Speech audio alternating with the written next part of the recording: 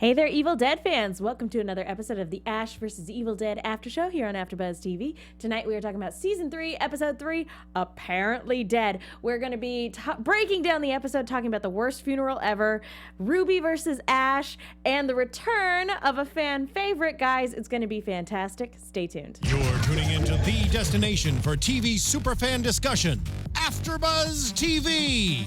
And now, let the buzz begin! I have to say, out of all of the fantastic things about this show, one of the best is always its freaking soundtrack choice. Yes, the needle drops on this show are a choice. Oh, they are superb.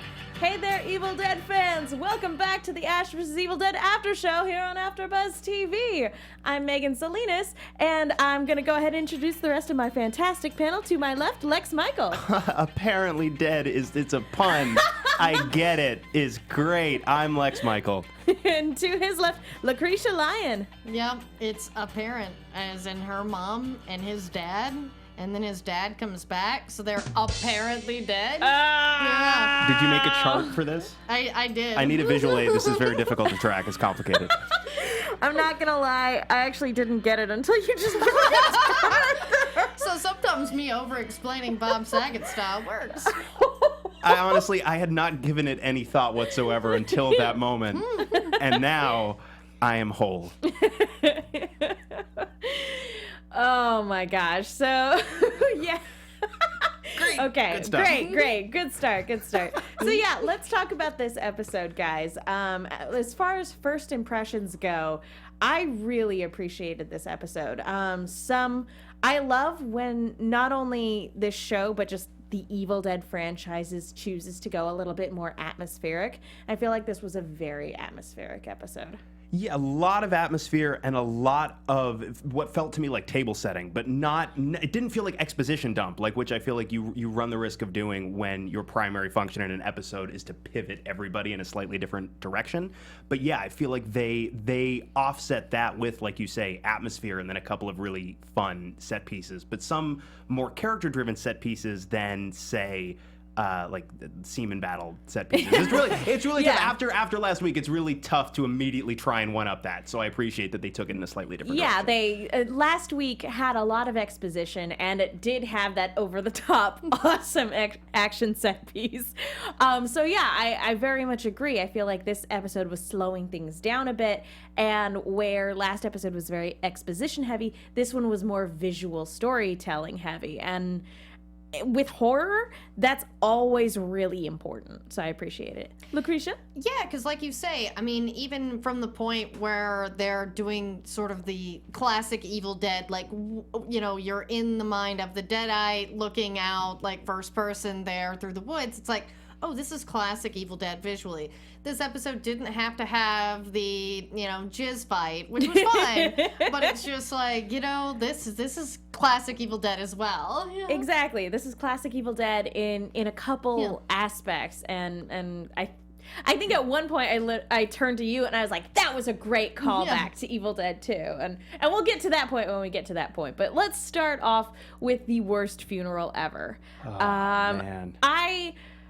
Ash's girlfriends just can't seem to keep their heads, can they? No. Apparently it's a pun. I get it. And he did say, out of all the women, and we can only assume that what he was going to say, she was the best at that.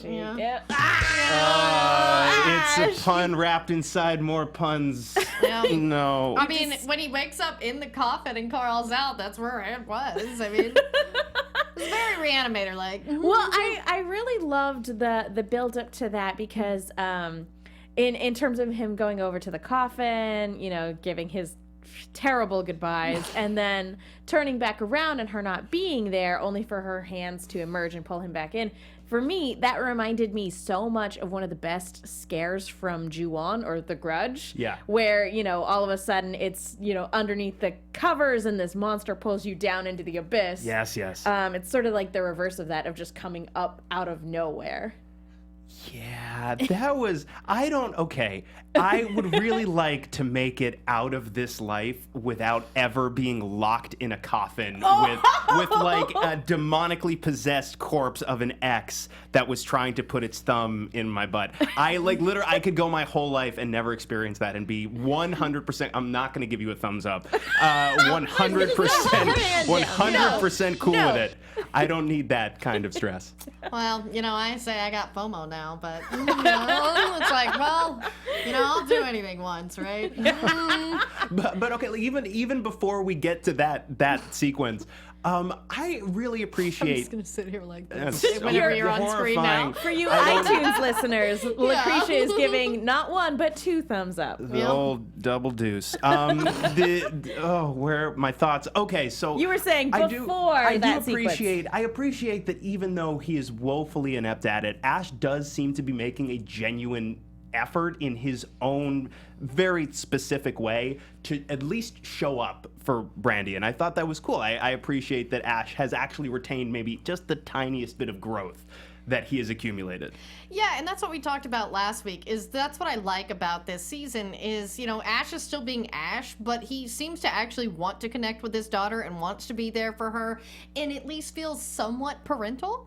Like in his own Ash way, but he's like, hey, no, you guys go do that. I'm gonna go be dad. Like, right, yeah, like over the last charming. couple of years, it feels like Pablo and Kelly taught him to tap it. He always, I think, had a heart, but taught him to actually tap into it a little bit. Oh no, he's always had a heart. It's just for years it got buried underneath survival instinct and tragedy and time travel, and it's just after a while, there's this huge either scar tissue or it's just buried so deep within him that like it took a lot for it to come back out, and we see that with his interactions with Pablo and Kelly, and if anything, them being around has taught him how to be a mentor, and so when he sees literally the only family he has left in the world, it's his obligation to take care of her. Right, and because he's got a little bit of that experience under his belt from the lads spending time with Pablo and Kelly,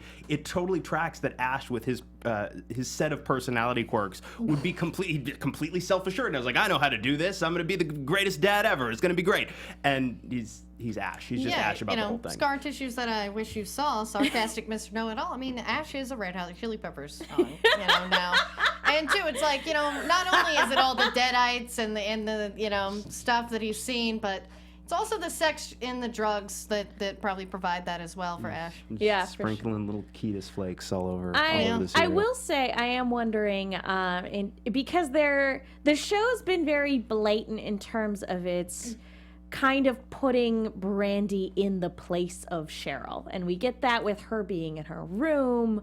Even the soundtrack in this one, she was playing a mixtape from Cheryl. So I'm wondering if they're not very much setting her as a character up to be sort of the family that Ash couldn't save, and now he's got a second chance at it. Yeah, and that's what I like, because Ash, especially last season when we meet Chet and Brock and, these other characters that stay behind, you do see that Ash sort of left because Cheryl dying really did affect him. Mm-hmm. And, she was really important to him. And you didn't really see that with the movies, but they started to show it on the show. Yeah, and even within the show, like, when Deadite Cheryl is running around, it's very much played up for humor, but prior to that, when it's the actress before she goes full Deadite, you can definitely see the trepidation and the heartache within everybody in the cast. It's like, we know that this is a trap, but oh my gosh, like,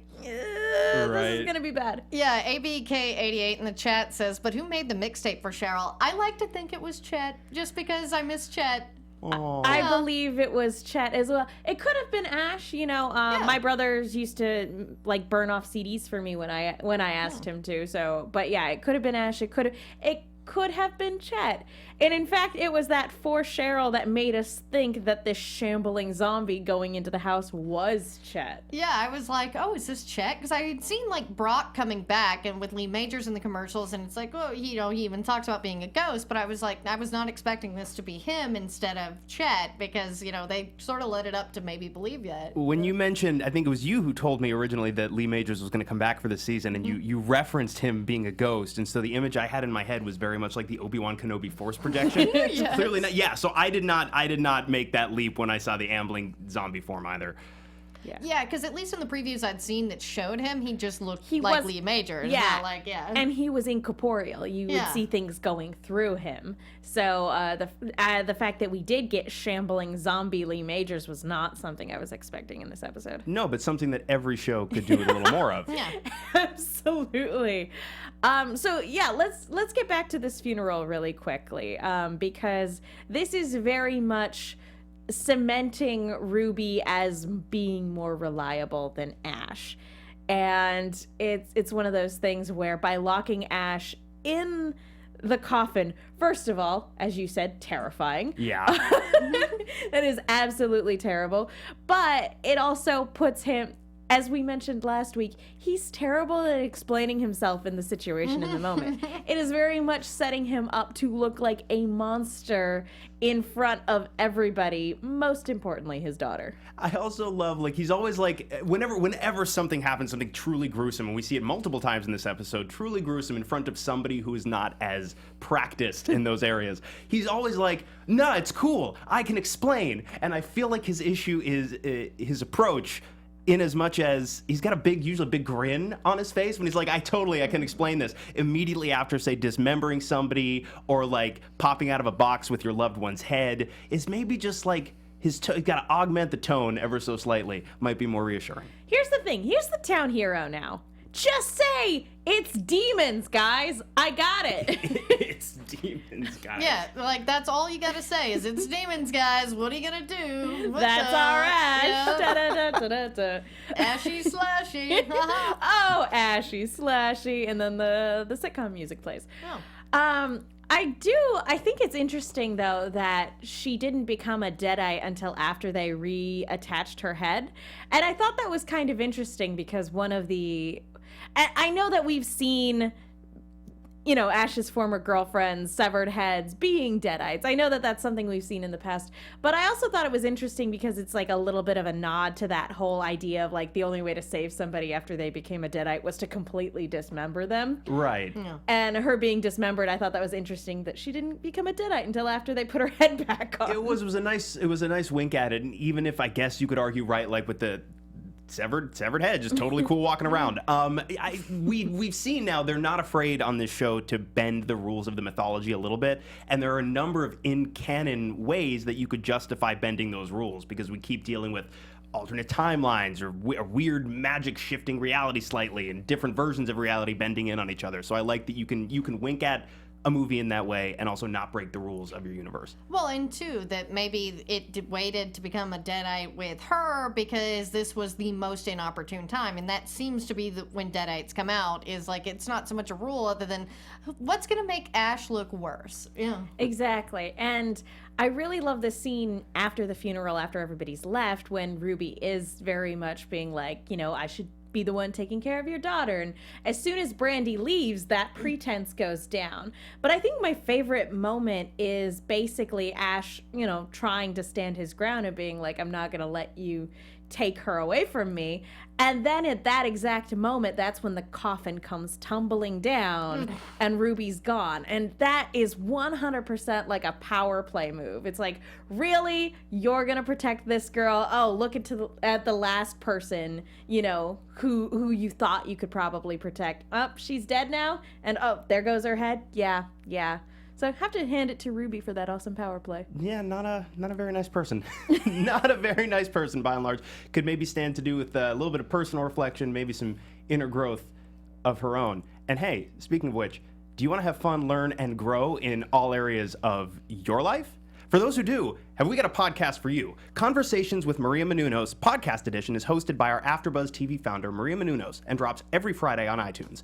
Conversations with Maria Menounos features celebrity and influencer interviews, along with secrets and tips on how to be better in all aspects of life, from health and wellness to career and relationships, finances, and more. Let our Maria be the big sister you never had. Just go to iTunes and subscribe to Conversations with Maria Menounos for free. Be sure to rate and comment, and when you do, let Maria know it was us who got you there. Conversations with Maria Menounos, podcast edition. Check it out. Yeah, you have to say the Lex Michael sent me there. Yeah. The Lex Michael. That guy. Yes, do that. Yeah. Do that. All me. Everything comes back to me. Fact. So yeah, you were mentioning it's fun to see how this show can bend the mythology while still staying within the rules of the franchise.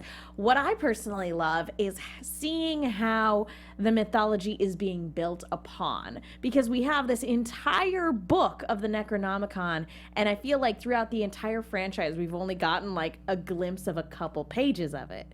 And we're seeing that with sort of Pablo's storyline this season. He keeps seeing this reoccurring image of this naked woman who, as we kind of theorized last week, is most likely the woman who was banished within the book. But that hasn't been confirmed yet. I still feel like that's the most likely answer. Yeah, because I feel like, because I had watched a teaser that said that Pablo was kind of gonna be like, you know, on the line of good and evil, and we already see the Sumerian writing, and that's what Dalton prophesies. And so that, you know, spoiler alert, Dalton didn't die in vain. There's gotta be something to that. Now, I don't want Pablo to go evil, but I do feel like this maybe is Daya, I believe is the name of the Kaya? Kaya, yeah. I was like, something Aya. Like, but yeah, like naked lady. Yeah, that. And I love how he's like, you want to get some coffee or something? Maybe go to a clothing store? Yeah, he's so sweet. Literally, yeah. Anything that's not, yeah, this is weird. Oh. I don't know how to verbalize what I'm feeling right now. Is it empathy for poor Pablo? I guess empathy, yeah, but something else is maybe just a twinge of sadness. Just shaking your head at his naivete. This poor boy. He's been through so much. He was bisected once. Oh, he was. Aww. That was terrible. That was a bad day. That was and not they a had him good just day. duct taped together. He just wants to run his fish and chips card. Poor guy. You don't get a simple life when you hang out with Ash, though. No. When you're part Necronomicon. My big thing for him is that I love the idea of him sort of being that moral gray area, or that, you know, walking that line between good and evil. You know, he was reborn because of evil, or he was corrupted by evil, however you want to say it, but he is part Necronomicon now. But also, he has a heart of gold, and he just radiates goodness. So I like kind of seeing that dichotomy at war within himself, but at the same time, it's like, if anybody could walk that line and come out on top, it would be Pablo. Yeah, because he's the heart of the show. He is the good one. And that's sort of the interesting thing about him being the one, because I don't think anybody else could have rode that line. They would probably have immediately gone evil, but because Pablo is pure of heart. Yeah. Yeah, but Pablo's pure of heart, and I feel like Ash is a little bit too stupid to be fully evil. That's why Kelly's there. Right. She's the brains. She's the one to knock some sense into both of them when Ash is blinded by stupidity and when Pablo is blinded by his goodness. Right. In some ways, you need somebody there to be like, whoa, guys. Let's make the smart choice here. Right, and you think about it, like, anytime we've seen an evil Ash in this series, who's, like, actually, quote-unquote, evil, they had to make a copy. Like, they had to photocopy the dude, because you actually can't. I don't think he's fundamentally capable of being that at war with himself. Yeah, so you're saying, like, Ash is like Dale Cooper, where they had to make... They had to make another one. Yeah. Yeah. Everything comes back to Twin Peaks, or it does. to me. Yeah. And then, plot twist, you find out the two are one and the same. In your dreams, buddy. That would track more than I'm comfortable with, if I'm being honest. But yeah, let's talk about this scene, because they, because of Pablo's prophetic vision that may or may not be trustworthy, I say no. They go back to where the cabin was to retrieve the Kandarian dagger, or Kandarian dagger, however you want to pronounce it. And sure enough, it is super creepy being at this location with no cabin and just seeing the remnants of it underneath the ground, like pulling up the deer head and everything like that. It's very creepy, and it's very effective in terms of what we were talking about earlier about atmosphere. Yeah, yes, atmosphere. The way every time they go to that forest, whether they're standing in front of the cabin or not, the way they depict that forest, how it feels so completely disconnected from any other part of the world. It's just them, trees, and blackness in any direction at all, almost like they're on another planet or in like a little bit of a pocket dimension, and it makes it feel so, disconnected, but also by extension so dangerous. It's like evil is seeped into the ground. Well, yeah, because doesn't even Dalton make a comment? So this is where evil awoke, or something like that, of like, yeah, this is sort of where this all begins. This is ground zero for this franchise. Absolutely. So yeah, let's talk about Dalton a little bit, because this poor guy. Talking about, great callbacks to Evil Dead 2. The scene with the steady cam, as the Deadites come up and, Pablo moves out of the way, Kelly moves out of the way, and it hones in on Dalton. And I really liked this chase sequence where he slides underneath the car and everything like that, and it goes out for him. And then when it possesses him, it does basically what it did at the beginning of Evil Dead 2 with Ash, and it just catapults him through the forest. And it's such a cool callback, and it was so well done. So kudos, show. Yeah, that was one of my favorite visual moments. But I just knew whenever you heard that splat, I was like, oh, damn, he's dead. It was just so, I just so felt for the guy when you see with the POV of the forest moving at him. And yeah, the slide under the car was really cool, but watching him try with his little pea shooter, try to shoot at the thing, I'm like, you poor son of a bitch. No. And then there he goes. I've always wondered when Evil Dead, when it goes to that steady cam shot, and people look and they see that there's something in the forest chasing them, whether it was Evil Dead 2, Army of Darkness, you could always tell that you were being chased by something. I always wondered, I was like, what are you seeing when we go to that camera point of view? And so it's interesting to think of like, oh man, what was this poor guy's like what was he seeing before he got impaled by that tree? It's me. Because everything comes back to us. Everything comes back to me. So yeah, Dalton dies, and this is unfortunate because like the second he was introduced, we were like, he's either trouble, he's toast, or he's a goner. Yeah, we actually spoke to Lindsay on Thursday, Lindsay Ferris, who plays Dalton, and we kept trying to get more out of him, but we're like, we're going to pray for Dalton. We even said, we think your days are numbered. Hashtag pray for Dalton. We did, and now, of course, because one of the things we said to him was, we did, deductive reasoning, right? They introduced two characters, and it's less likely to me, on paper at least, that they're going to off Ash's long-lost daughter, which only leaves you, my dude. Oh, no. Well, and two, it's like you're a knight of Samaria, so maybe he could have been one of the ladies that, Ash had banged, possibly an ancestor. We even played with that idea. I mean, I'm not even ruling that out necessarily as a possibility, because that's still something, we don't know how many years Ash was a donor, so to speak. So that is still something that's possible, and that's maybe one of the reasons why he had to go, why the Deadites sort of honed in on him specifically. So that's definitely a possibility. I'm still willing to throw out there. And two, there's, with this show, everybody comes back as a Deadite. I mean, hell, Brock's like pretty well in human form a lot, Yeah, he seems, all things considered, like with accepting, of course, the very obvious fact that this dude should not be walking around at all. Like, he's super dead. Accepting that, he actually seemed pretty normal, pretty Brockish. Yeah. It's kind of funny when undead grandpa is doing a better job at, connecting with your daughter than you are. Yeah. Well, in her defense and Ash's, dude's got a chainsaw with a hand. Like, you're not really I mean, Ash is a goofy mofo. Like, if that was your dad, like, you'd be like, really? I mean, am I Are you sure?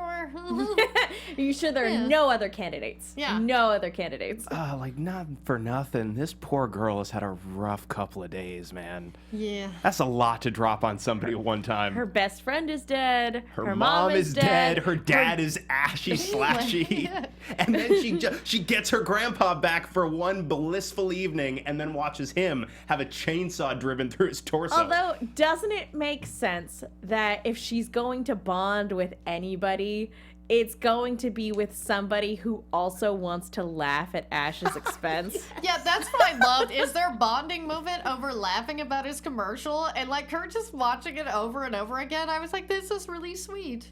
Yeah, and that's in a weird way too. Like if Brock hadn't been undead in this moment, like if this had been like a normal sort of family interaction, it actually did feel like something a family would do. Like if you made a silly commercial, of course your family is gonna be like rewind it and make fun of you for it and be like, let's watch it again, everybody, get the popcorn. Yeah, my dad was hot toddy on the radio, and so we would listen to him sometimes and laugh quite a bit. Like, and also my dad is kind of like Ash, so there's a lot to make fun of there. The dude's crazy. He thinks Cowboys and Aliens is a real movie, so we all bonded. He's like, that's based on a true story. It's like, wait wait a minute.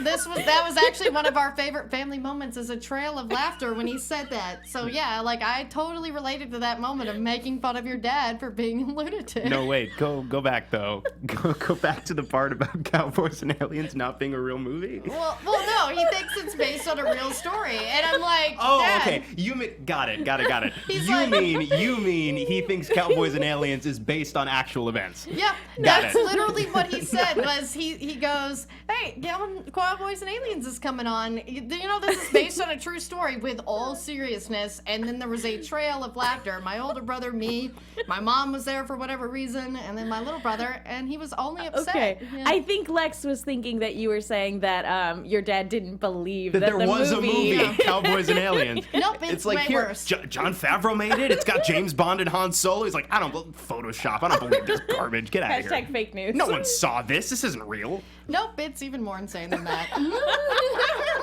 So see, yeah, it's such an endearing moment that's like on the surface it would be totally endearing, but there's this undercurrent of dread because Ash knows that this is a trick. Right. Although I do like, he has a moment and he catches himself and he realizes that's not immediately pertinent, but he's genuinely offended for a second when they're making fun of his commercial. It's like, wait a minute, what's wrong with? No, okay. But he's like, he's like, wait, no, Right. that's not the issue here. But he's genuinely offended. I from don't it. have to prove anything to the zombie man, right? That's in my living room right now. Because you know that there is that part of Ash that always wanted his dad's approval, and he's a little hurt by the fact that even though this is Deadite Dad, he's still like, he doesn't like my commercial because he did this like kind of in honor of his father. Yeah, you know? it's one of those things where he's running the store, he's still living in his father's house. Like, yeah, it probably hurts a little bit. This dude's life is confusing. It's just so fraught with emotional landmines everywhere. It's a good thing that he's too dumb to register most of them. Can you imagine how difficult it would be for this dude to get through the day if he wasn't so stupid? You know, ignorance really is bliss, guys. Honestly, guys, we know for a fact he's not super dumb. Like, he went to college and he was able to build a car battering ram, and like he's a bright guy. He did actually outwit Ball that one time also. Yeah, it's not so much that Ash is stupid. I think a lot of it is what we were talking about earlier in terms of like having to bury your heart. I feel like in a lot of ways he has to bury his mind too. Don't think about it. Don't think about it. Don't think about it. That's true. Think about it. Works the same ways, right? Like having to repress memories. This almost every minute of this dude's life is horrifying. So I guess yes, it would be very therapeutic ultimately to just not think about anything. Shut down certain cognitive functions until you need them. Yeah, he just shuts it down. I mean, like the rest of us. Again, for you iTunes listeners, Lacretia was making hand motions to indicate drug use. and drinking. It's better than the thumbs, Yeah. man. Like, That was just for you, buddy. But yeah, this poor Think about nothing. poor Brandy, because the one person she connects with besides her guidance counselor, the one person in Ash's immediate circle, somebody else who's related to her now, as she finds out, the one person she connects with, she sees absolutely gets rammed through with a chainsaw. I will say, though, in Brandy's defense, she takes that remarkably well. Like, clearly she's horrified, she's covered in blood, but she takes it like she does. She's just like, She I'm takes done. it in stride. Yeah, she's just like, I'm done. Enough of this, and leaves. She doesn't melt down. She doesn't. So actually, she's adapting pretty well, considering how new she is to this. Well, and two, I think at that point she's like, okay, yeah, he is right. This dude is dead. But it was like we were having a nice bonding moment, and to her, she doesn't realize that all Deadites are necessarily evil. I mean, it's like, maybe some of them are pretty cool. Yeah, it's one of those things where I feel like in this moment she accepted, yeah, this guy was probably a demon or whatever, but we were having a nice time. Right. We were having a nice time, and Dad just came in and ruined it. And now I'm covered head to toe in blood again. You're ruining my life. Like, it is God, Dad. They're so immediately, weirdly falling into a very familiar father-daughter dynamic, but with demons and blood. And that was so cute. And then that's where it sort of ends, and you're like, I liked that, though. It was very much a normal father-daughter exchange with blood everywhere. Like, do we feel like at some point during this season, like, she's gonna be getting ready for prom and he's gonna kill a Deadite and it's just gonna ruin her dress, and she's like, Dad, my evening is ruined now! Gosh, you and your demons! And she's just gonna run off. At least homecoming. I don't know what time period we are in the in the school year. Yeah, right, but I that's was the like, point. some sort of dance has got to happen because they kind of really played up the school bit. If there's not like a Deadite school dance, I will be kind of disappointed. It would, especially considering how heavily the school element was featured in the marketing. It would be weird a little bit if we never went back there. Yeah, a little bit. But yeah, so she takes off.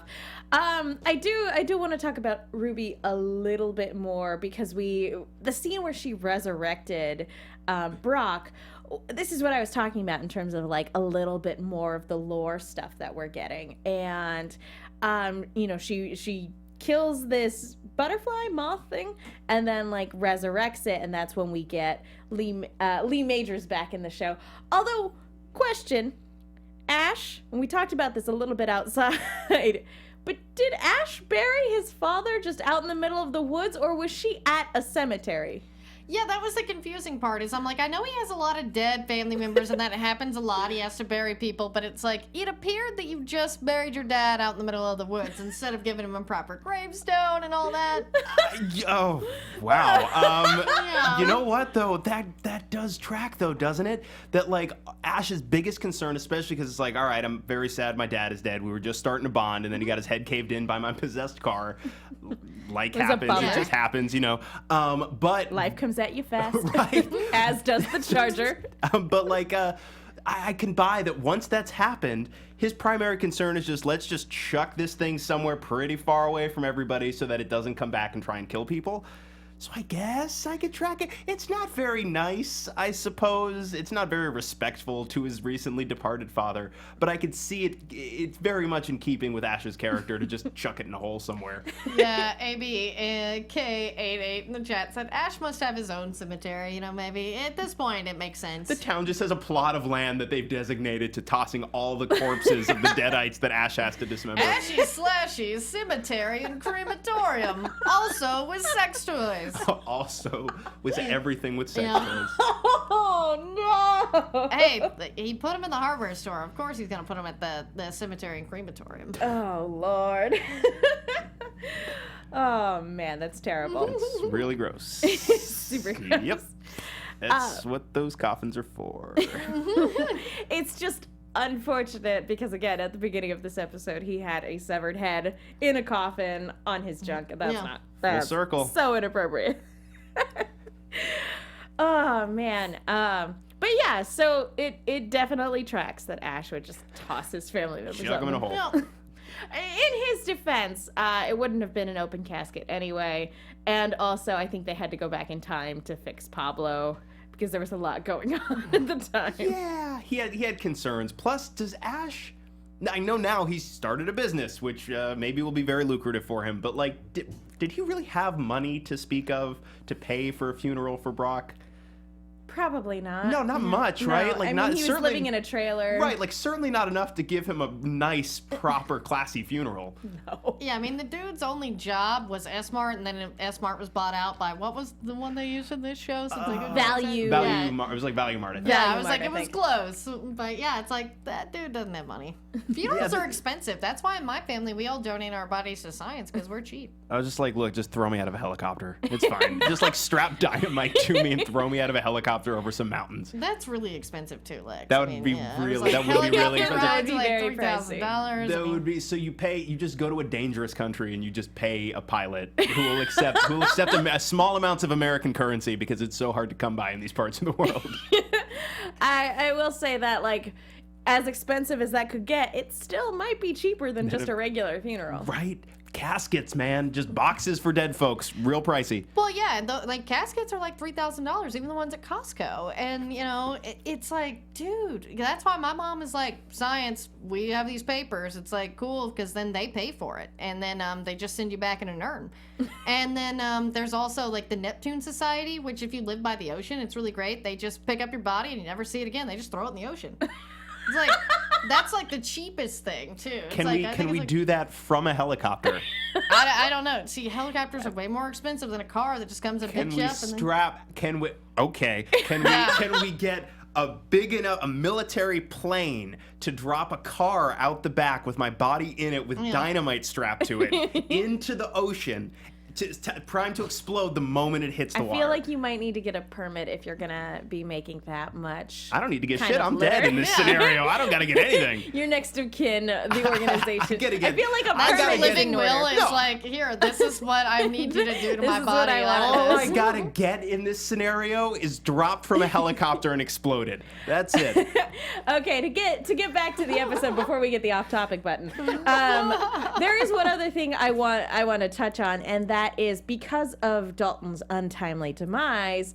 One of the things I was kind of wondering about was whether or not, even in Deadite form, if his whole if kind of what's left for him story-wise is sowing seeds of dissent between Pablo and Kelly. Right, because like all we really got of him impaled on that bit of whatever that was This was Pablo's right. fault. I told you so. Right, and then a lot of yelling about giving him the dagger. Thankfully, Kelly is smarter than that. But yeah, Discord. Discord. I feel like I'm glad that Kelly didn't just immediately go because that wouldn't make sense because Kelly is smart, but it did at least put the seed of doubt in her mind, which is what it was meant to do. And you know, Kelly, of course, still had the dagger and everything, but there's a part of her that now kind of feels that maybe it was, because, you know, I think she had the hots for him, even though we never got to see that. Yeah. He was pretty, though. We don't know what their history was up Yeah. until this point. So yeah, that's a possibility. We also get the kind of nod to there being two Rubies again, and we were talking about it before the show about how, like, if it weren't for the fact that Ruby wants Brandy dead, Ruby has proven to be a good mentor in the past. Certainly better than Ash. Yeah, if she wasn't set on murdering Brandy, I actually think that she would be a better sort of mentor figure. It's like, yeah, even though she wants you dead because she wants her seed, but it's like, who's worse, her or Ash? Like, Who's the lesser of two evils here, really? And think about how, in a way, even though, yes, she's got a very specific agenda and her priority is to manipulate, she's essentially stepping into the role of surrogate mother. Can you imagine? This girl has had a hard enough go of it already. It's going to be as it is. so heart-wrenching when that rug gets pulled out from under her. Right, but when your parent figures are Ash and Ruby, I mean, what hope is there for you going forward? Just to survive each day means you're doing spectacularly. hey, there's Kelly and Pablo around, like, you know, they're all right. I feel like they're practically more Ash's parents than he's theirs. Exactly.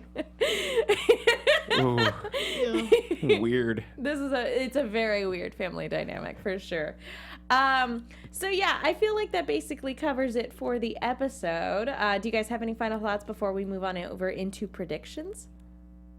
I think that was it. We got it. I think we got it. There's Yeah. the bottom of that barrel. And now, your AfterBuzz TV predictions.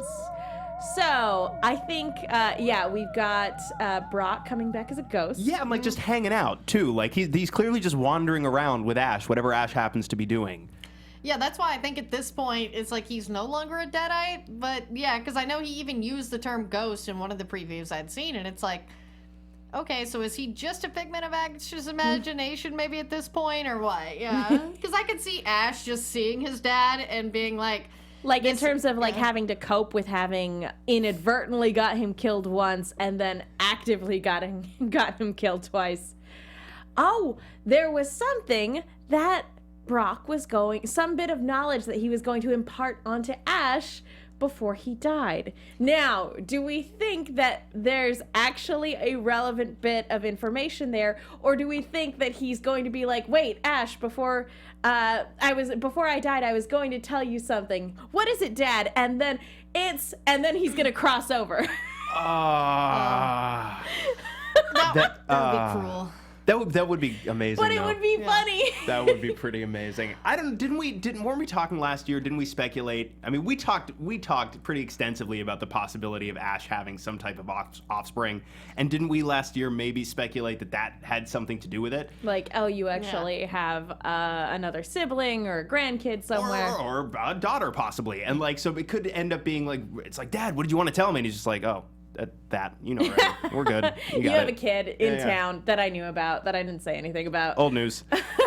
You already knew. I know. I'm like, it could have been that, but I do feel like it was something else, and maybe that's sort of why we're seeing Ghost Brock. Maybe it does have to do with the lore and the supernatural, but knowing them, it actually should just be something funny, because it kind of reminds me of Screwed, the Norm Macdonald movie, where he thought his dad had told him before he died, stick with Miss Croc and you'll get ahead. And then, no, it was actually bringing it all the way back to the beginning is you'll get head. Yeah. Talking about that, it is possible that... It's a fun part of the movie. Again, if Brock... if his spirit is lingering around, it is possible that he cared about his granddaughter. And so maybe he's like, I'm supposed to kill this one too, but you know what? I'll just kill Ash. It's fine. I know that's not how Deadites work, but Deadites with Ash's family are always very interesting. Right? More of that rule bending. We'll see.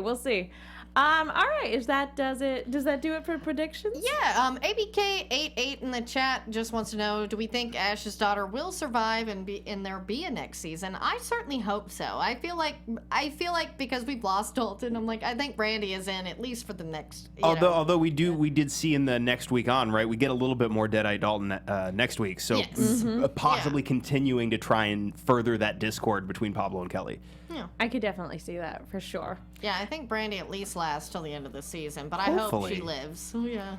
Yeah, something I really appreciate is Deadite makeup, and I hope he runs around constantly with the Deadite face. With the impaled tree through just him. coming through them and just trying to get through doorways like that. Absolutely. Well, folks, that's going to do it for us tonight. If you haven't already done so, please remember to go to iTunes to rate, subscribe, and leave a comment. We love hearing from you, and this is the best way to let our producers know that you guys like the show that we're putting on. Thank you guys so much for watching. Lacretia, where can people go if they want to find you? Since I'm Lacretia Lyon, guys, you can always find me at LACRETIALYON anywhere on the internet, since there is only one. And if you love stuff like Ash vs. Evil Dead or just gory, scary, whatever, I have a new show that I do on my own YouTube channel. It's also available in podcast form as well. It's called the Red Room Horror News, so if you'd like to join me, if you're a big Twin Peaks fan, lots of little throwbacks to that. But find that at Red Room Horror on Twitter. And then, too, while you're subscribing to that podcast on iTunes, I have one that is audio only. It's called Mrs. Brightside. Megan will be my guest talking about horror for the next 2 weeks because we talk so much I split it up. Yeah. Lex, where can people go if they want to find you? I am all over social media at the Lex Michael. I also have a podcast that I do with Tari J. Miller. It's called Missing Out. We grew up differently. We have different cultural backgrounds. We talk about art, media, experiences that we feel the other is missing out on, and why some of these things resonate with us the way that they do. It's the retrospective that's introspective. Find us on Twitter at Missing Outcast and wherever podcasts can be found, iTunes, Stitcher, Google Play, Podbean, etc., etc., etc. Check it out. We love doing it, and we love you too. Mwah. Sadly, Emma Fife could not not join us tonight, but you guys can follow her all over the internet at Emma Fife. That is her name. And I'm Megan Salinas. You guys can follow me on Twitter and Instagram at @TheMenguin. That's TheMenguin. Do a bunch of stuff. Just follow me on Twitter and you'll be up to date with everything. Thank you guys so much for watching. We will see you all next time. From executive producers Maria Menounos, Kevin Undergaro, Phil Svitek, and the entire AfterBuzz TV staff, we would like to thank you for listening to the AfterBuzz TV network. To watch or listen to other after shows and post comments or questions, be sure to visit AfterBuzzTV.com. I'm Sir Richard Wentworth, and this has been a presentation of AfterBuzz TV. Catch you on the flip-flop. The views expressed herein are those of the hosts only and do not necessarily reflect the views of AfterBuzz TV or its owners or principals.